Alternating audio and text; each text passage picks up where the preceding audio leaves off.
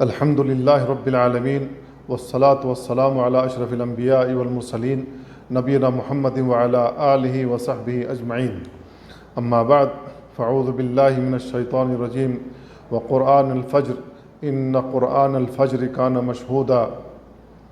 برادران اسلام اور عزیز بھائیوں، آج کے درس میں صلاۃ عشاء اور صلاۃ فجر باجماعت پڑھنے کے ثواب کے سلسلے میں بیان کرنے کی کوشش کروں گا۔ اللہ کے نبی صلی اللہ علیہ وسلم نے ان دونوں نمازوں کے سلسلے میں اپنی احادیث میں فضیلت بیان فرمائی ہے اور اس کا ثواب ذکر کیا ہے، لہذا ہمیں جاننا چاہیے کہ اللہ کے نبی صلی اللہ علیہ وسلم نے ان دونوں نمازوں کی کیا فضیلت بیان فرمائی ہے، تاکہ ہم ان نمازوں کا اہتمام کریں اور باجماعت پڑھنے کی کوشش کریں۔ قرآن مجید کی جو آیت پڑھی گئی، اس آیت میں اللہ رب العالمین نے بیان فرمایا فجر کا قرآن پڑھنا، یقیناً فجر کے وقت قرآن پڑھنا حاضر کیا گیا ہے۔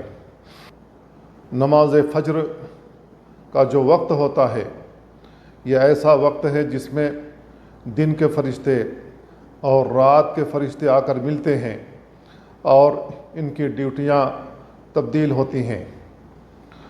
تو اسی کے تعلق سے اللہ رب العالمین نے بیان فرمایا کہ فجر کے وقت قرآن پڑھنا۔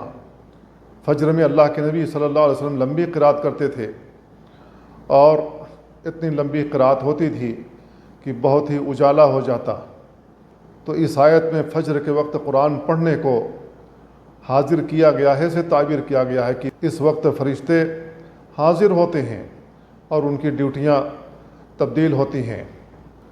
عشاء کے تعلق سے اللہ کے نبی صلی اللہ علیہ وسلم نے بیان فرمایا ہے کہ جو شخص عشاء کی نماز باجماعت ادا کرے گویا کہ اس نے نصف رات قیام کیا ہے، قیام اللیل کیا ہے۔ اور یہ حدیث عثمان بن عفان رضی اللہ تعالیٰ عنہ سے مروی ہے۔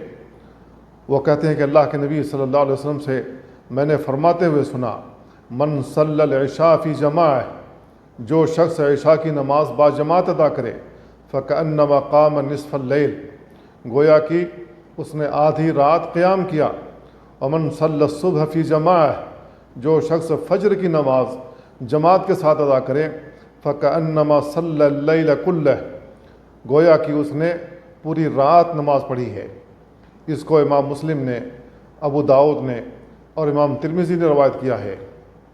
اور ابو داؤد اور ترمذی کے الفاظ اس طریقے سے ہیں من صلی العشاء فی جماعہ، جو شخص عشاء کی نماز باجماعت ادا کرے کان کقیام نصف لیلہ، تو گویا کہ اس نے نصف رات قیام کیا۔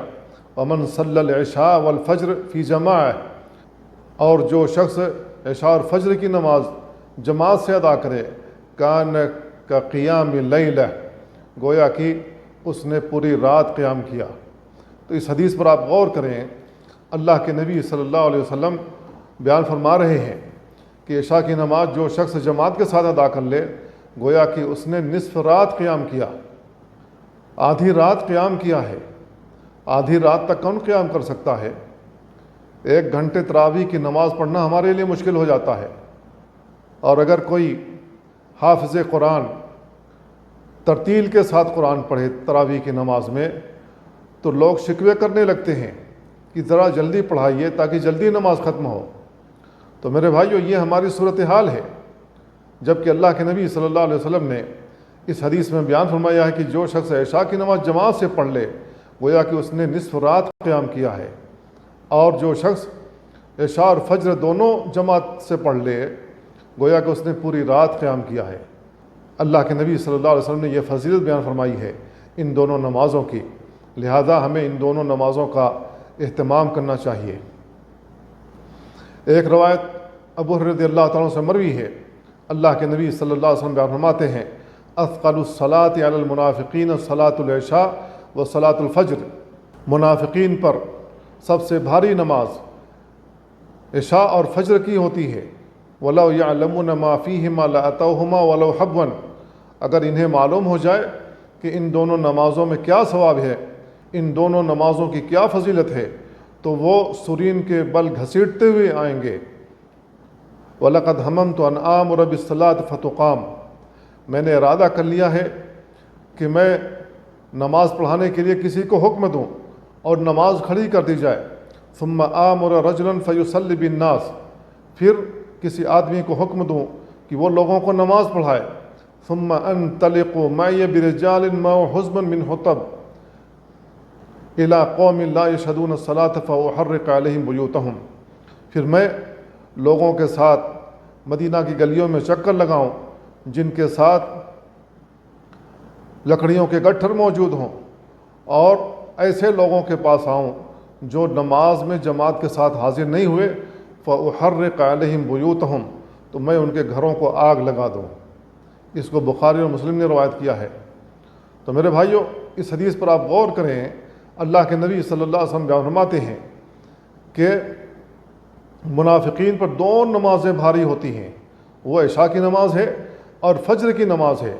اور فجر کی نماز کے تعلق سے اللہ کے نبی صلی اللہ علیہ وسلم بیان فرمایا کہ میرا جی چاہتا ہے کہ میں اپنے مصلی پر کسی کو کھڑا کروں، وہ لوگوں کو نماز پڑھائے، اور میں مدینہ کی گلیوں میں چکر لگاؤں.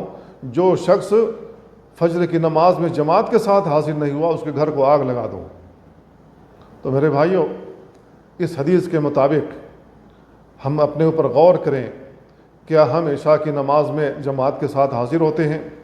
کیا ہم فجر کی نماز میں جماعت کے ساتھ حاضر ہوتے ہیں؟ اگر نہیں حاضر ہوتے ہیں تو اس کا مطلب یہ ہے کہ یہ دونوں نمازیں ہمارے اوپر بھاری ہیں. کہیں ایسا تو نہیں ہے کہ اللہ رب العالمین نے ہمیں منافقوں میں شمار کر لیا ہے اور ہمیں توفیق نہیں دے رہا ہے نماز پڑھنے کی، نہ عشاء کی نماز اور نہ ہی فجر کی نماز. اگر ہم ان دونوں نمازوں میں حاضر نہیں ہوتے ہیں تو نبی کریم صلی اللہ علیہ وسلم نے فرمایا کہ یہ دونوں نمازیں منافقین پر بھاری ہوتے ہیں. اور ایک روایت ابو الدرداء رضی اللہ تعالیٰ سے مروی ہے کہ جب ان کی وفات کا وقت قریب ہوا تو انہوں نے کہا احدثکم حدیثا سمعتہ من رسول اللہ صلی اللہ علیہ وسلم، میں تم سے ایک حدیث بیان کرتا ہوں جس کو میں نے رسول اللہ صلی اللہ علیہ وسلم سے سنا ہے.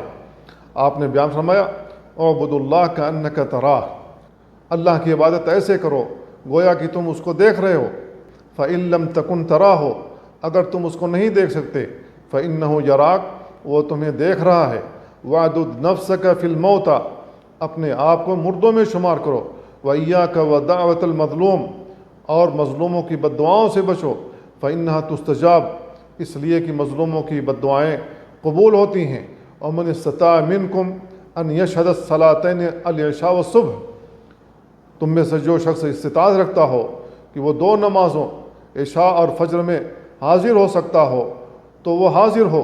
ولو حبوا، چاہے اسے سرین گھسیٹ کر آنا پڑے تو اسے آنا چاہیے.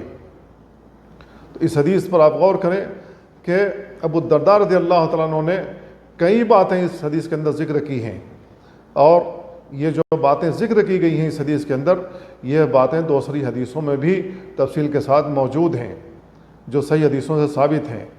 تو میرے بھائیوں، اللہ کے نبی صلی اللہ علیہ وسلم نے بیان فرمایا اس حدیث کے اندر کہ جو شخص دو نمازوں میں حاضر ہو سکتا ہو، چاہے سرین گھسیٹ کر ہی اسے کیوں نہ آنا پڑے، یعنی وہ اپنے پاؤں پر چل کر نہ آ سکتا ہو، وہ کسی آدمی کے سہارے نہ آ سکتا ہو، سرین گھسیٹ کر آنا پڑے تو اسے ان دونوں نمازوں میں آنا چاہیے.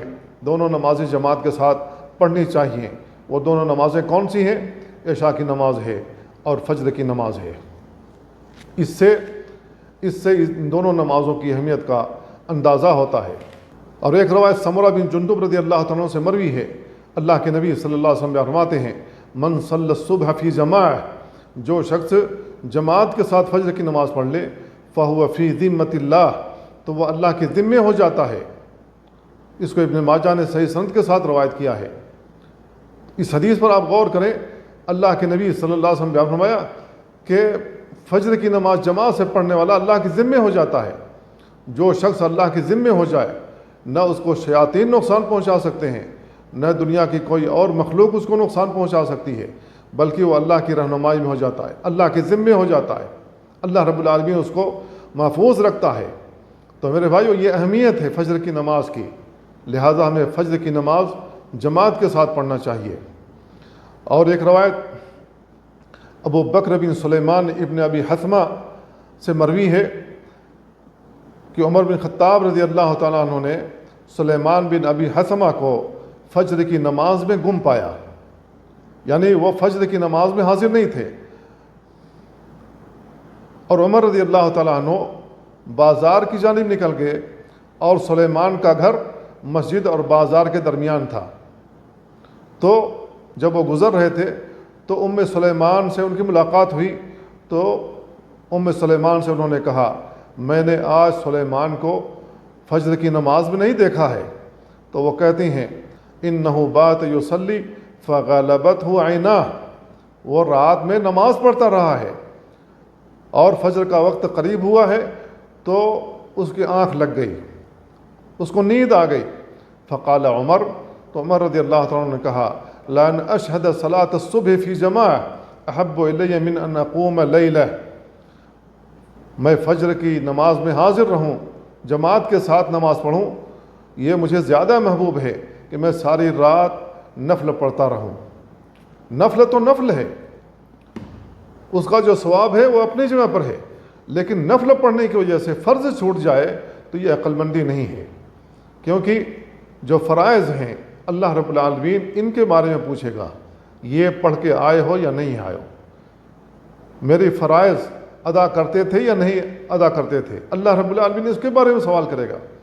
اور فرائض نماز کے سلسلے میں جو فضیلتیں وارد ہوئی ہیں وہ بہت زیادہ ہیں، لہذا نوافل کے چکر میں فرائض چھوڑ دیے جائیں یہ درست نہیں ہے۔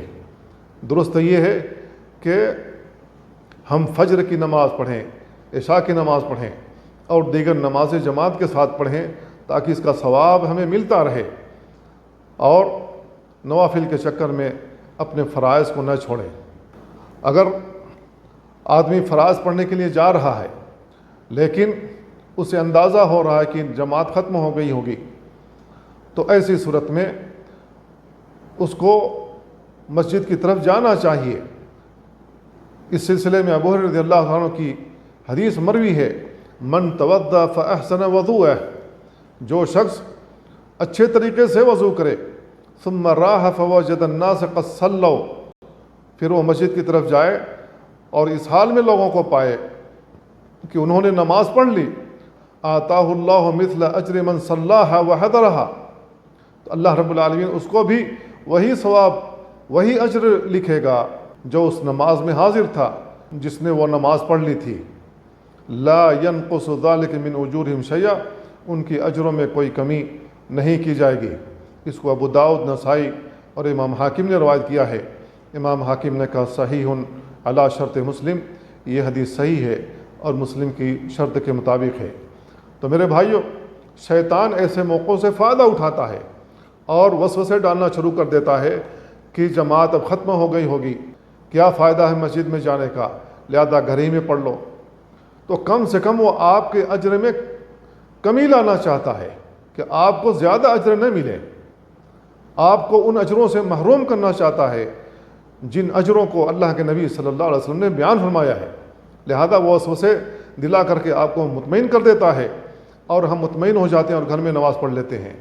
تو میرے بھائیو، ہمیں کوشش کرنی چاہیے کہ ہم جماعت کے ساتھ نمازیں ادا کریں جو اللہ رب العالمین نے ہم پر فرض کی ہیں، اور اگر نماز ختم بھی ہو گئی ہو تو بھی ہمیں مسجد کی طرف جانا چاہیے، وہاں دوسری جماعت ہو رہی ہو تو کم سے کم دوسری جماعت مل جائے گی، دوسری بھی ختم ہوگی تو تیسری جماعت مل جائے گی۔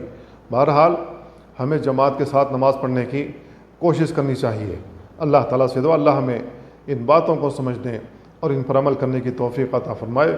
وصلی اللہ وسلم علی نبینا محمد وعلی آلہ وصحبہ اجمعین۔ والسلام علیکم ورحمۃ اللہ وبرکاتہ۔